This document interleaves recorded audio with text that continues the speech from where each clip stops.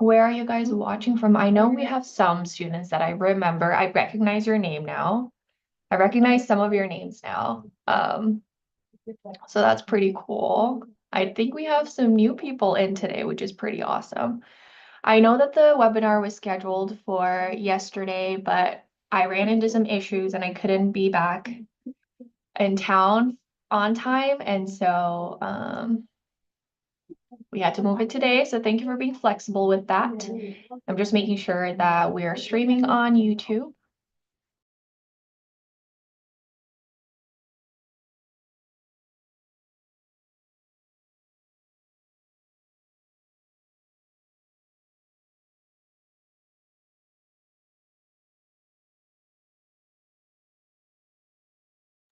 Of course, I'm muted. All right, give me a second while I check on YouTube that we're live. Okay, looks like that's working. I'm just gonna monitor the chats on there as well. Okay, cool. Let's get started. I'm almost wondering if I should wear my headphones or not. This is more a me conversation and you guys don't need to know. I'm like, do I put my headphones on? Do I not? If at any point you guys are like not able to hear me, please let me know and I'll just put my headphones on. I just feel like headphones just look so like they just don't look professional and I try not to use them. So if at any point you guys can't hear me that well, or if I'm cutting out, please let me know. Okay, cool.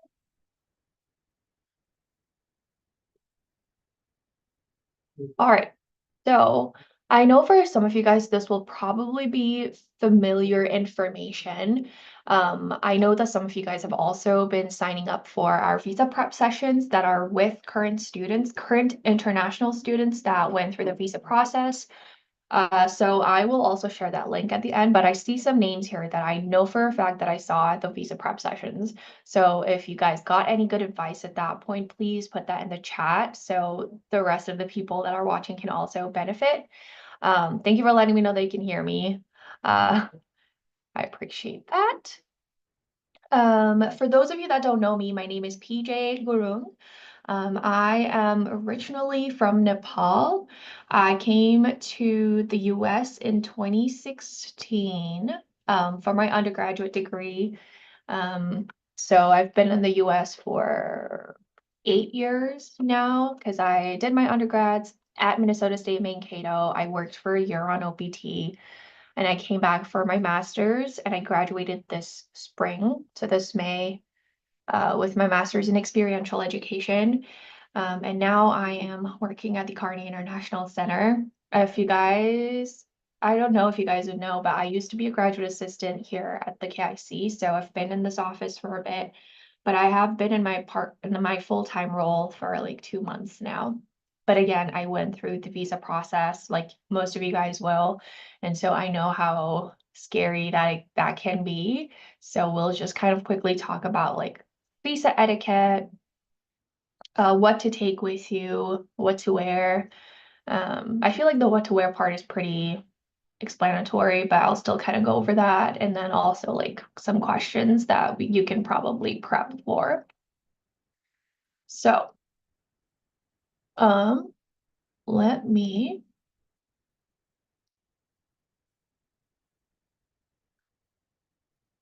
also pull up another PowerPoint that I think will be beneficial because I was in a webinar with a consular from a specific country and they gave me some questions that they tend to ask, and I thought it was very helpful. So I also have that saved somewhere here because I think it'll be really important for you guys to know as you're preparing. Actually, I'm also curious, when is your debt like interviews? I'm also kind of curious to know if you guys have already taken your interview or when your next interview is. Is it sooner or later?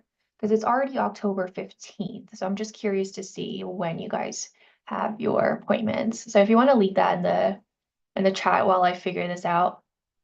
29th of October. Okay. Well, that's really soon. It's literally in maybe 2 weeks. That will be.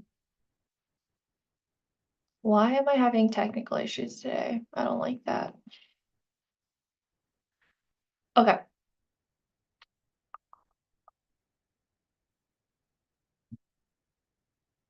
I think we'll just have to work with this one today. Still has all the relevant information, so I'm not too worried. Okay, cool.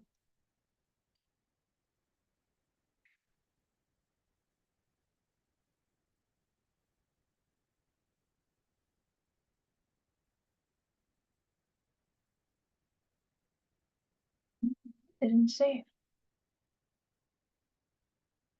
All right, whatever. We're just gonna go for it. 29th October. Bhavya, you got your visa. That's awesome. Let us know how it went. I know India. It was Bhavya. You're from India, if I remember correctly. Um, Yeah, that's awesome. Congratulations. I am so excited to see you in the spring. You know what I look like, so come find me. And I remember your name, so come find me during orientation. I would love to meet you. If you have any advice for the people watching, please leave that in a comment as well. So that, or like piece of advice or a piece of wisdom, if you will. 17th of October. We have someone whose interview is 17th of October, so literally in 2 days. You got this, though. I know you got this. On my way to Senegal for the Thursday interview. You got this. Take it easy. Take a deep breath. All right, cool. Let's get started then. It looks like a lot of you guys already have your visa appointments already set up, so we can kind of um, quickly for students that have not set up, I want to make sure that we don't skip over that. So, all right. I'm looking for like the specific one that had additional questions, but I can't find it. But welcome, future Mavericks. We are so excited to welcome you on campus, whether you're joining in the spring or if you're joining in the fall. Um, Someone raised their hand. If you could leave your question in the chat, that would be amazing. But yes, we are going to briefly, very briefly, it looks like a lot of you guys already have your appointments, like I said before. So we're just going to briefly talk about how to pay for your CVIS I-901 fee, how to schedule your visa interview, and how to prepare for your visa interview, which is what I feel like a lot of you guys are here for. So the most important thing for you to know when you receive your I-20 after you've submitted your I-20 request is to find the CVIS ID number. Your CVIS ID number is going to be on the top like it's circled over here. That ID is very important because that is the ID you'll use when you're paying for your visa interview. Again, you don't have to memorize it. Of course, it's going to be on your I-20, but just know that that is a very important piece of information. This is also an ID that the US government uses to track your F1 status. So once you're here, that CVIS ID is extremely important. The other thing that you want to look at in your I-20 is the school information, including the school code. If you're attending Minnesota State University Mankato, that's obviously what's going to be on there, as well as our school code that's on there. I'll tell you guys, again, you don't need to take a picture of this. It's not something you need to memorize. But this is, again, another very important piece of information that you're going to use when you're paying your CVIS I-901 fee. When you do receive your I-20, the biggest piece of advice that I do have for you is to double check and triple check and make sure that all of your information on there is correct. That includes your given name, your last name, your passport. It needs to match what's on your passport, your country of citizenship, your city of birth. I know that sometimes your city of birth is not what's on your passport, but what needs to be on your passport, what's on your passport is what needs to be on your I-20 is what I'm trying to say. So if your city of birth is different than what's on your passport, just put what's on your passport. It needs to match completely. Also make sure that your majors, everything's listed correctly. And once you receive it, don't forget to sign and date it. That's also very important. Once you have your I-20, you can go ahead and pay your CVIS I-901 fee. Your SEVIS I-901 fee is valid for 12 months. This is to basically say that you've decided on attending a specific university. And then this is where you're going to add your SEVIS ID. As you can see on the screen there, this is what it essentially looks like: your last name, your given name, and your date of birth. And this basically validates your Form Form I-20, and tells us that you are interested in attending our university. This payment does not come to us, so that's something that you also need to know. Please also make sure that once you've paid your fee, that you keep the receipt in a safe location. So just kind of save it on your computer. You will need it, and then you'll also want to print this out when you go for your visa interview. So just make sure you save that receipt. Once you've paid your SEVIS I-901 fee, that's when you're going to head into scheduling your visa interview. Now, depending on where you guys are located, you might have to, if the visa interviews are really hard to find, you might have to go someplace else. Like I saw someone that's going to Senegal. I know for Nepal, a lot of people also going to go to India or Thailand. And so, depending on where you're going, you're going to want to search for an embassy that's near you. And you can complete the DS-160 online non-immigrant visa application, which we've posted a little photo. This is what it looks like. One thing that I always tell people or students before they start the DS-160 is please make sure you have like your photo ID or like your past photo taken for the DS-160, because you have to upload a photo of yourself. Usually it's very like the same standards as a passport photo, but you're going to want that because you do have to upload that onto here. And also making sure that you have at least 90 minutes to complete this form. This form is long, it's lengthy, and it can take a while. And I know that you have the option to save and like come back to it, but if I were you, I would just kind of get it all done in one sitting, and make sure you have like stable Wi-Fi connection, make sure you have your photo, like I said before, and then you can get started on this. It is a $185 visa fee that you're paying. So we have the link on there as well on the screen for you if you'd like.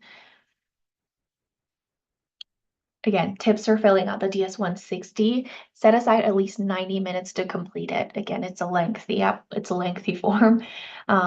Prepare a photo for your DS-160 before you begin filling out the application. There is a section within the DS-160 where it asks for a US point of contact information. This is probably one of the most frequently asked questions for us in the office for students that are filling the DS-160 is they don't know what to put in there, because they're like, well, I don't have any family members. Well, what do I put? This is what you would put once you get to that section. For contact person, just choose do not know. Don't put a name there, because if you say you put PJ, if you put my name on there, but I'm not in the office around the time that they need something, they won't be able to get to me. And we don't want that to happen. We want to make sure that you're able to get the help you need if you ever need it. So just make sure you select do not know. That way, if I'm not here, there's someone else that they can go to. Organization name, Minnesota State University, Mankato, of course. Relationship to you would be school official. And then that's our address, Centennial Student Union 250, Mankato, Minnesota 56001. Our number and our emails also listed on here. I'm sure all of you guys already have access to your KIC portal. So if you go on there, we also have a step-by-step guide on how to fill the DS-160 that you can download. You can have that side by side as you're filling out your DS-160. Yes, that's on our portal,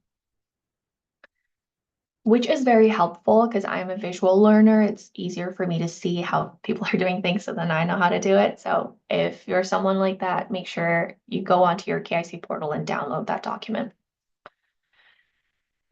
Okay, I know that for some countries right now, visa date waits are almost like 360 days or something like crazy like that. And I completely understand that's really frustrating. In that situation or in situations like that, you can schedule an expedited visa interview. So what you do want to do after paying that $185 fee and completing the DS-160 is you select whatever is the earliest possible date that they show you, because once you fill out your DS-160, it gives you a list of availabilities for appointments. You can choose the earliest one and then submit an emergency request or an expedited visa request. This process can be very different depending on again, where you're located. So please make sure you visit the website of the embassy or the consulate where you will apply, and make sure you understand what their process is. Because again, like I said, it can be very different depending on where you are. Hopefully I'm not going too fast. If I am, please let me know. I know we have some questions, so I will get to those at the end. But if you have any other questions, or if I'm going too fast, please let me know so I can like slow down, because I can tend to speak really fast or go through things really quickly. All right. Preparing for your visa interview. Okay, I know this is what a lot of you guys came here for.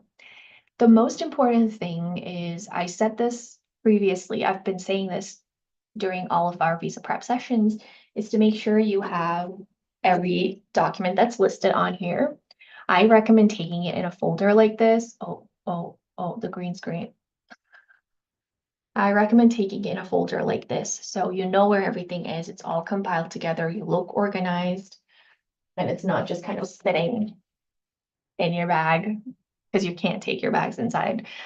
So what you want to take to your interview is your I-20 signed, of course, printed and signed, your passport, the SEVIS I-901 receipt that I mentioned at the beginning, the $385 one, your visa application fee payment, so that's going to be for your DS-160. You also want to print and save that receipt. Visa photo for your visa if you were not able to upload that on your DS-160. I know some students have that issue sometimes, so just take that photo with you if you weren't able to upload it. Your admissions letter. I know I've had some students ask me they don't know how to get to their admissions letter. Think back on when you were applying to our university, the portal, the portal where you submitted or you uploaded your transcripts and your passport. That's where the admissions letter is going to be. So it's going to be a different dashboard. So just make sure you know where to look for that. Your bank statement and financial affidavit. You can definitely take the financial statements that you submitted to us for admissions, as long as they're within the past 6 months. So it needs to be pretty recent, but you can take that with you. More likely than not, they're probably not going to want to look at it, but you never know. It's always a good idea to be prepared. And remember, visa interviews are usually 1.5 to 3 minutes at most. So it goes by really, really fast. And usually they don't even have the time to look at all of your bank statements. They might ask to see your academic transcripts in your I-20, or your receipt in case it wasn't like fully processed into their system. You can still say, hey, if they say like, oh, it's not showing up, you still have that receipt to be like, hey, look, I did pay for it and here's my receipt. That's why we ask that you print it off, because sometimes the system can take a few days to reflect that. Your transcripts, your English proficiency tests, if you took IELTS, TOEFL, or Duolingo, or any of those, you want to take that with you. The last one is very important. So documentation of ties to your home country. If your family has a business, if you have reason to go back, and you have documentation for it, it's always a great idea to take that with you. The biggest thing for visa interviews is that you want to be able to convince the consular that you will be returning home after your degree is completed, after you finish your degree. And that's something that a lot of students, like, I think, struggle with, is I don't know how to do that, but we'll talk about it a little bit. The biggest thing is you need to be able to convince the consular that you will be returning home. Because again, your F1 visa or your student visa is a non-immigrant visa, which means you're here for a specific reason for a specific period of time, and that's it. So just keep that in mind. Here are some helpful resources for you if you are curious. Argo Visa has a YouTube playlist that has very helpful visa prep information. I recommend you go to that. NAFSA, the top 10 visa application tips, is also very helpful. So you could look at that as well. And the last one to schedule a visa prep session is a visa prep session that you can schedule with one of our current students here at Minnesota State Mankato. It is free. However, you are only able to do it like up to 3 times. So just make sure you're kind of scheduling that and thinking about that because you can only schedule 3 visa prep sessions with our students. It's link.mnsu.edu, not edui. Give me a second. Let me fix that. That's gonna bug me. Edu. All right, cool. I can share it now.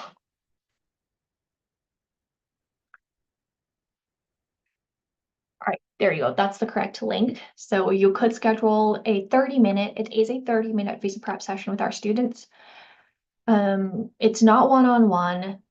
There might be more than one people. There might be more than one person in the visa prep session, so just make sure you know that as well. But it is going to be with an international student that's been through the visa process, and they'll be able to practice some questions with you. So if you're interested, that's there. All right. These are some questions that I always recommend students to practice a lot. Personally, for mine, I did not have anybody to practice with. I didn't have the resources that you guys have now, which is really awesome. This is what we want. We want to make sure there's more resources for you guys. But for me, because I didn't have anybody to practice with, I just used my phone. I would just record myself answering the questions, and then I would listen back to it and see how I'm answering my questions. It helps, especially if you're someone like me that uses a lot of a lot of fillers, and you don't want that. So that's great if you're recording yourself and you listen back to it. If you have somebody to practice with, that's even better because they can give you feedback on the spot. The biggest thing is just answer the question. Don't go over that. Don't go overboard. Just answer what was asked and leave it at that. So you want to make sure your answers are really short, concise, to the point. So if they say, why do you want to study in the US and at this university? You could talk about why you want to study here. So is it the program? Is it the research opportunities that you can get? So you can say that. You can say, hey, yeah, I was looking for universities and I found that Minnesota State University Mankato has a lot of research opportunities for the program that I'm interested in. And I felt that it was a really good fit with what I want to do. We'll leave it at that. We've found that a lot of students, when they answer questions, they tend to really talk about everything. So they'll talk about family and all of that when it's not necessary. So don't do that, only because, again, like I said, your visa interview is a minute and a half to 3 minutes long at most, and you want to maximize the use of that time and convincing the consular, the officer, that you are going to be returning to the US, to your home country after you're done with your degree. So with any question that you answer, you could find a way to tie it back to your home country. So if they say, what's your academic goals in the US? I was studying psychology for my undergrad, so I mentioned something similar, and I said, I have always been very interested in psychology and personality, and I found that there is a big gap in resources for that here in Nepal. And with my degree from the US and the internship experience that I will get to have, I plan to return home and utilize that skill to further the mental health resources that are available to our youth and people in this country. So something like that. Again, this was really on the fly right now, but you can kind of see where I'm coming from, if like this is how it will benefit me, and I will bring it back to my home country and utilize it this way. So that's the biggest thing. That's the biggest piece of advice I can give you. And again, keep it short. Don't try to, maybe like 30 seconds at most. So just keep practicing. But these are some important questions that you could be asked. How will you pay for your education in the US? So talk about your sponsor. Why is that person your sponsor? How are they able to afford it? Talk about that. Ties to your home country, the number 5. What is your motivation to return after completing your education? If you're able to tie that in with the first 4 questions, it's even better because you're already kind of telling them, like, I'm returning. I'm returning. Because consular officers are trained to believe that you have intent to stay in the country unless you can prove otherwise. So you're going to want to be able to prove to them that you're just there, you're just in the US to study, and that's all you're going to do, because that's the purpose of your F1 visa. It's a non-immigrant visa. So you want to make sure that you're able to present yourself as such. I'm just going to do that. Okay. Day of your visa interview. The biggest thing that I will say for your visa interview day is you will go through a security checkpoint upon arrival. So if you don't have to take your laptop, don't take it with you. So no phones or technology are allowed with you during your appointment. So when you go through the security checkpoint, you leave everything at the security area. The only thing you do take in is maybe your folder with all your documents, and then that's about it. So if you don't have to, don't take it with you. The bins aren't very big either, if I recall. They're like small bins. Arrive early. Make sure you eat a good meal. You could be in there for a couple hours or several hours with no food. Usually they will have like a water fountain, but I don't know if that's the case for every embassy. So you want to make sure you're hydrated, you've had a good meal so that you have the energy to get through the day, especially if you're staying there for a long time. Dress for success. If you're wearing a button-up shirt, just make sure it's ironed and it's not wrinkly. Try not to wear anything that's ripped. I always say just err on the side of dressing a little conservative for your interview, because you want to make sure you kind of want to convey the fact that you are taking this very seriously. So like no crop tops, no tank tops. I remember I just wore like a very basic white shirt and blue jeans and Converse, and that was it. So again, you don't have to dress like in a suit, but just make sure you're dressed in a way that, it looks like you took the time to get ready. Like do your hair, make sure your hair is slicked back, brush, just the usual. Just look presentable. The visa interview will be in a stand-up, like a visa window. So you're going to be standing, there's no chairs. So again, you want to wear comfortable shoes because you are going to be standing for a while. There's like a glass window, the interviewer's on the other side, and whatever documents they need, there's like a little divot there that you just kind of hand over the documents. But again, it is a stand-up visa interview. Have your documents organized. This is why the folder is going to be so helpful for you, because you'll know exactly where everything is. So if they say, oh, we need to see your receipt, you can just be like, oh, I have it with me. So it looks organized. It looks like you're prepared. It gives a good impression to the interviewer as well. And finally, relax. Visa interviews are typically, again, 2 to 3 minutes in length. I think my interview was less than 2 minutes. I'm not even joking. It went so fast. I think it was a lady that interviewed me, and I think she asked 3 questions. I think the first one was, why did you choose this university? Why did you pick this major? And I think the last question was like, oh, well, what do you want to do with your degree? So again, it was very quick. I did answer I had practiced my answers. One thing, when I say practice my answers, I don't mean memorize your answers. Because then when you memorize your answers, you can tell if you've memorized your answers and it's just coming out like, oh yeah, this is what I wanted to do and this is what I want to like, you can tell. So you want to make sure it sounds natural, because let's say you've only memorized and practiced 4 questions, all right? And you're like just practicing that and you're memorizing your answers. What happens if they ask like a very different question from those 4? you know, so like you're gonna be on the spot and you're just gonna be confused. So try not to do that. Try not to memorize your answers, but just know to keep your answers short and sweet. And finally, I'm sure you guys will do wonderfully. Spring 2025 orientation, again, attendance is mandatory. It's orientation, spring 25 orientation is going to be from January 6th through the 10th, 2025. You must arrive on or before January 5th, 2025.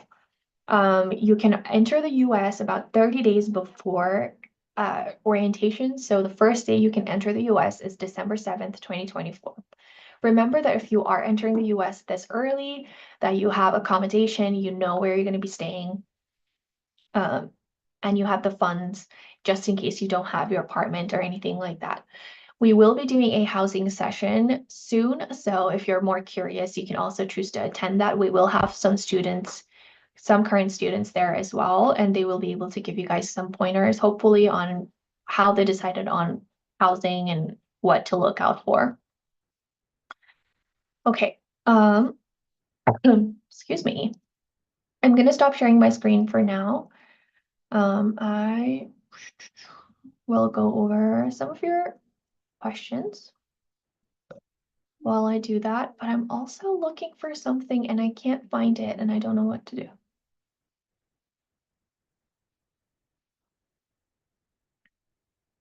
Maybe it's not here, which is fine.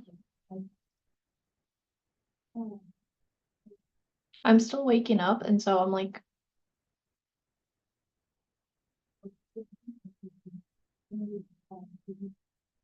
okay, I found it. I found the one that I was talking about. Alrighty. Hello. All right, cool.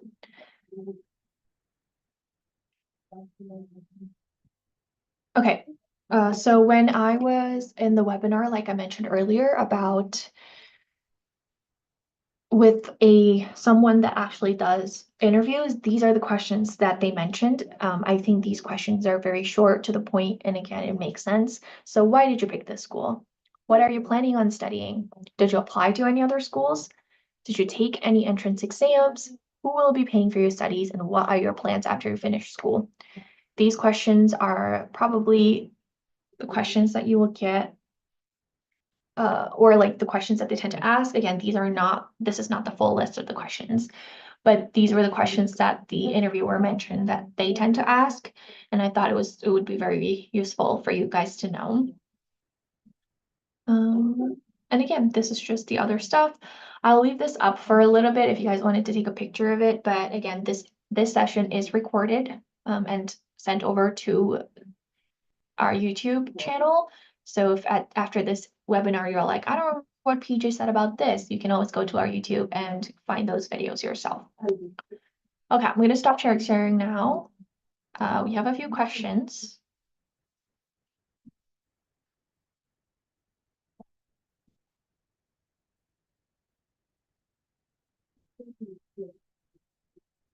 Bhavya has their visa, which is awesome. So congratulations again. I am so excited to hear that. Like it makes me really happy. And Bhavya has some advice for you guys. Thank you so much for leaving that. So Bhavya says, as PJ said, and I agree that the most important thing is confidence, as it's one of the main factors from what they judge a person's legitimacy for 5 years in 2 minutes. The ties to your home country is a major question, especially in India. And if you ace that question, it will make a huge impact. So don't hesitate and keep your positives clear in your mind. And all the best, everyone. That is so sweet of you. I'm going to leave that in the chat. So, because I don't think you guys can see it, but this is what Bhavya said. Very good advice. Again, like Bhavya said, confidence. Be confident in your answers. Uh, and I know you guys will do wonderfully. Just remember why you applied to our university. Is it because of our program? Is it because you have a friend here? That's a very valid reason to go somewhere, right? If you have someone there, if you have a friend there, they're able to help you get used to your new environment. But that's also another great reason why you could want to join a specific university. But yes, be confident. Thank you so much for your advice, Bhavya. Um,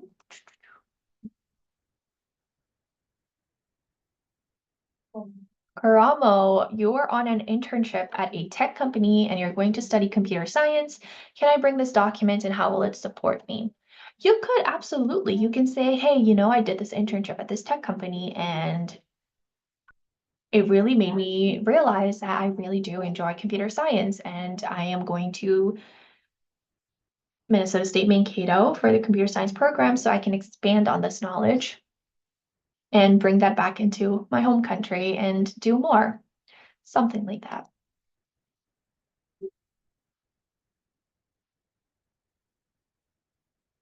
Cool. All right. Those were really good questions, and I think the visa prep session went by really quickly today. Like I said before, I'm gonna leave the link. Oh, I'm gonna check YouTube. I forgot. Link.mnsu.edu for visa prep. I know some of you guys are still probably like very stressed about it, and I completely understand. It's very valid. If you wanted to schedule a visa prep with one of our students, it is limited availability. We only do visa prep sessions twice a week right now. Um, so if you're curious, that's where you'd want to go. And then I'm just making sure I don't have any questions on YouTube. I don't think we do. Perfect. I'm just checking our webinar schedule as well to see what we have coming up next. I know that a lot of you guys have signed up for it already, which I really appreciate it. We also do Instagram live sessions. If you have received an email from us, I'm sure you guys must have received an email from us with a calendar, a downloadable calendar with all of our sessions, all of our upcoming sessions, and also all of our Instagram lives with the links. So if you're interested, just make sure you check your email. Your email is very important. October 24th is when we're going to be doing our housing session. So if you already have your visa and you're looking for housing, definitely join us there. And then we have our placement testing coming up, registration, travel to Mankato. Yep, there's a lot of, and then we have a final visa prep session in December. So December 2nd is when we have our final visa prep session. So if you're interested, and you don't have your interview until after that, definitely you can join us on there as well. Yet the session today was fairly quick. It was fairly quick.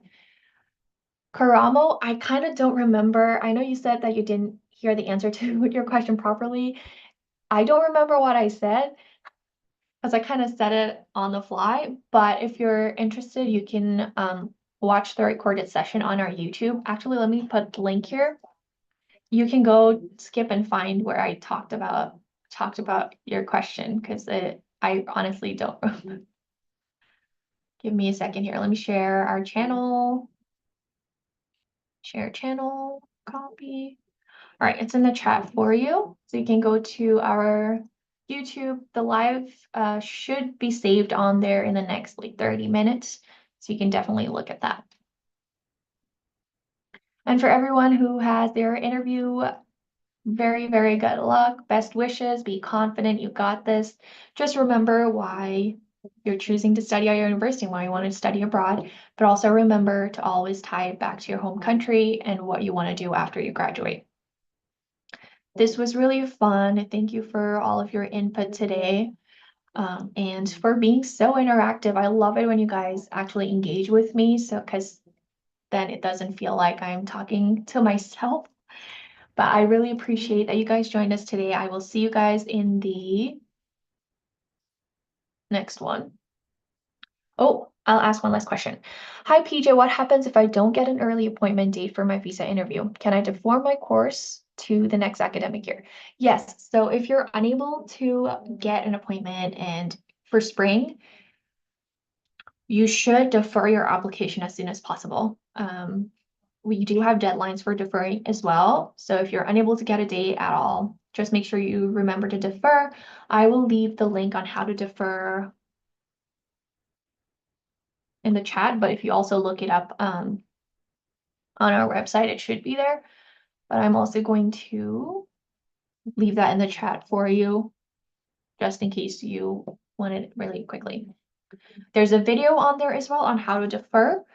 Just watch that before you started because I've noticed that we get questions from students about deferring the application that's already in the video. So just watch the video first and then go from there.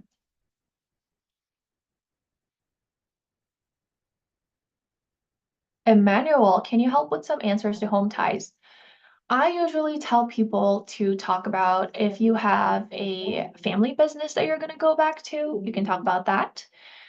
For sure. And again, if you don't have that also, that's completely fine. Like my family didn't have a business, but I did talk about why my major or my degree that I chose and why it was important for me to learn that and to bring that back home because I was going into psychology and there is a big gap in psychology in my home country, like Nepal. We don't really talk about like mental health is still very taboo. It's getting better now, but in the past, when I first came here for my degree, it still was something that people really didn't talk about. And that's what I said. I said, hey, like I really want to pursue this degree so I can bring it back home and normalize that mental health is something that it's okay to talk about and that's okay to get the help that you need. You can talk about if you have a family member that you have to take care of. You can say, hey, like I'm going to get my degree, but I have to come back because I have to take care of my family. It's really the answer to this question is very subjective because we all have very different lives and we all have very different goals in life. And I wanted to go back and pursue a career in mental health. That was something that was very important to me, and it's still very important to me. And that's what I brought up to my interview. So, really think about it, sit down, and then think about why you want to go back. And why your degree is going to help you further your career when you go back. Do you want to like start a business, like a startup business? Do you want to work for a specific company? Do you want to get more experience to help out your family in a certain area? I hope this answers your question.